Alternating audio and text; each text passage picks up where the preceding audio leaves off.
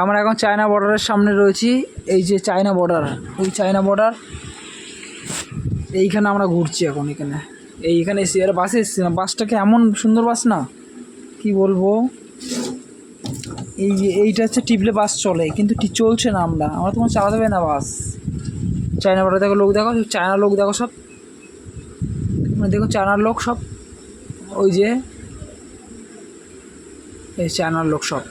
কী অবস্থা ওদের, একটা জিনিস বুঝতে পারছি না। বৃষ্টি হচ্ছে, খুব বৃষ্টি হচ্ছে, চায়নার লোক খুব বৃষ্টি হচ্ছে এখানে।